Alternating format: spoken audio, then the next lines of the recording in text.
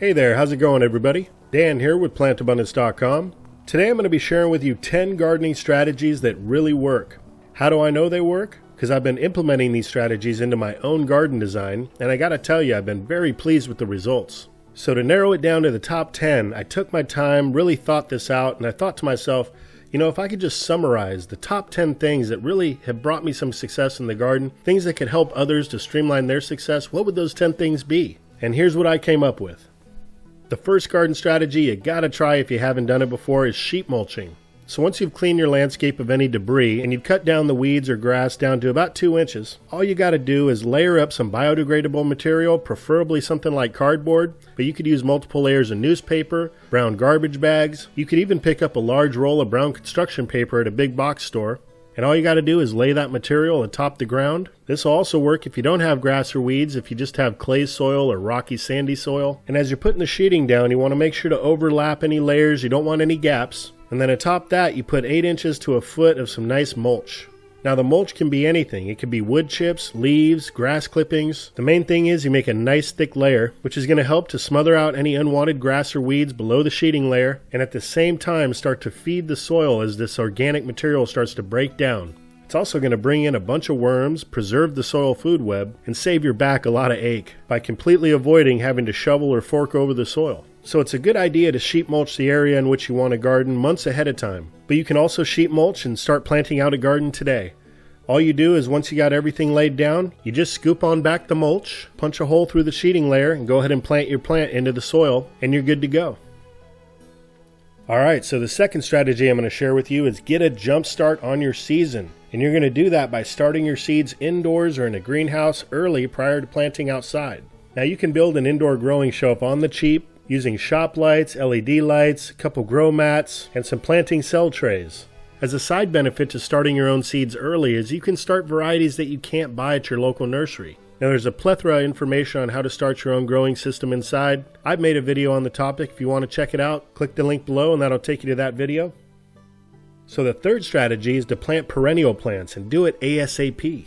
Perennial plants like fruit trees, berry shrubs, vines like grapevines and hop vines. You get those perennials in the ground once and they come back year after year.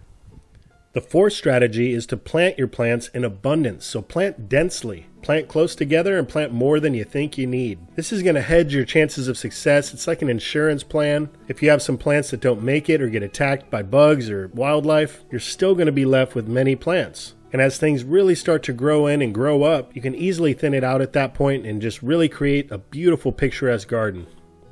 The fifth strategy is to fertilize early and fertilize often. Plants love nutrients, and you don't want to give them too much nutrients, but you want to give them just enough. Just like human beings, we need the proper amount of nutrients to be healthy, balanced, energetic, and grow strong. So do plants. Now I'm a big fan of fish emulsion, making homemade fermented plant juice, FPJ, and also growing a bunch of biodynamic accumulators within your garden such as comfrey, which you can harvest and drop as a nutritive-dense mulch, or you can process into liquid fertilizers. Whatever fertilizer you decide on using, just stick to a schedule and pay attention to what your plants are telling you, and both you and your plants will be happy you did.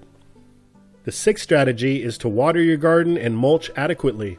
Plants need adequate watering to be healthy. You don't want to overwater. You want to give them just enough. When you water, you want to thoroughly saturate the roots but not flood the roots. And by using mulches, you're hoping to retain that moisture in the soil so you're having to water less frequently. So whether you put your garden on a set it forget it timer and you let it automatically water or you do it by hand, just make sure you're giving your plants a nice cool drink of water, but not too much.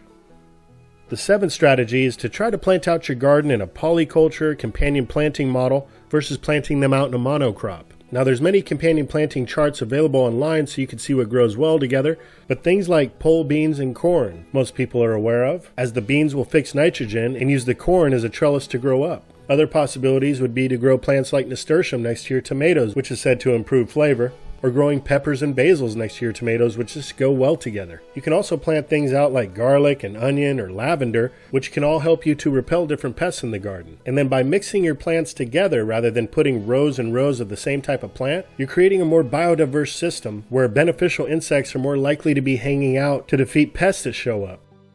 My eighth strategy is to keep building up your soil. Turn your garden into a soil making station. You can easily do this by composting in the garden, bringing in lots of mulch, growing biodynamic accumulators and cutting those down and mulching around your plants, adding in manure from organic sources like backyard chickens. And another really important one to not overlook is to bring in the good mushrooms. Mushrooms like King Stropharia, which are not only edible, but they help to create better soil by breaking down organic biomass and turning it into humus in your soil. By the way, the King Stropharia mushroom is also great at taking out bad nematodes in the soil.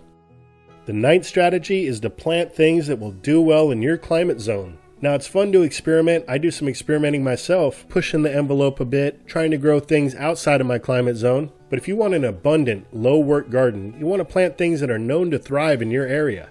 Now, you can get online and check out USDA Hardiness Zone Map and see where you're located, and then you can do a relative search as to your zone and what grows well in that area. And I'm telling you, you'll be very surprised at how many things will grow really well even in some of the coldest areas, especially using perennial plants.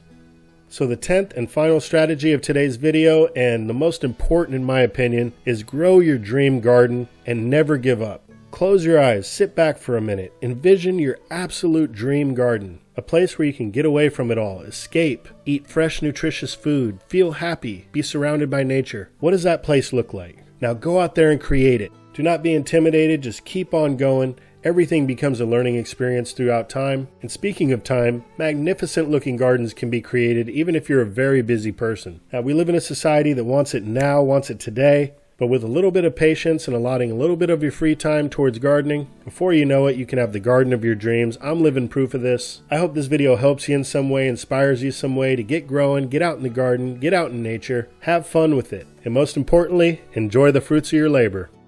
Well, that's it for now, everybody. Thanks for watching. Until next time, I hope this video finds you and finds you well, out in the world and out in your garden, planting more abundance in your life. Take care, everybody. I'll be talking to you again soon.